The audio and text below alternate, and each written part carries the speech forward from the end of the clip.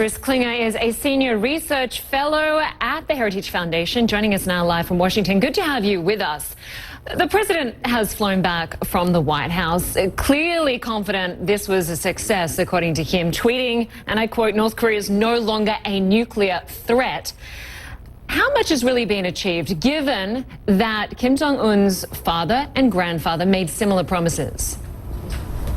Well, we certainly hope that we're on a path to do better than the 8 previous failed agreements with North Korea, where they failed to abide by them or even cheated on them. But if you look at the Singapore communique, the one of the 4 pillars, that dealing with denuclearization, was not as extensive as a very similar one in the September 2005 six-party talk statement. The one 13 years ago included the word verifiable and included Pyongyang's pledge to quickly return to the Non-Proliferation Treaty and IAEA safeguard. So hopefully there's more going on behind the scenes where we can add some meat to the bones of the communique. Bruce, how much did the U.S. president really concede here? He said there will be no more war games with South Korea, but in a closed-door meeting with Republicans, the vice president seemed to say something different. We have a tweet from one of the Republicans at that meeting, Cory Gardner, who tweeted, he said, the VP was very clear, regular readiness training and training exchanges will continue.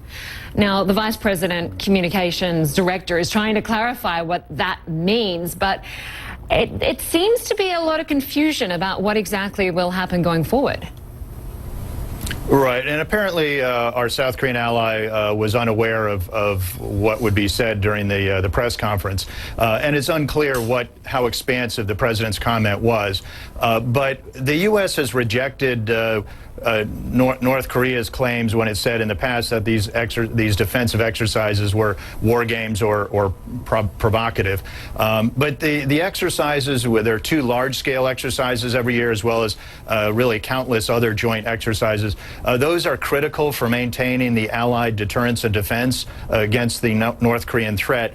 And while we hope this diplomatic initiative certainly goes forward, North Korea has not yet taken any tangible steps to reduce its nuclear, biological, chemical warfare or its missile arsenal.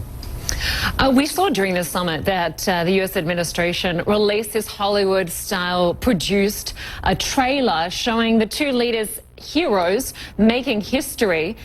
And the president seemed to go on to say that the rapport between the 2 leaders is what will make the difference here. Do you believe that? Is it going to take more than a new friendship?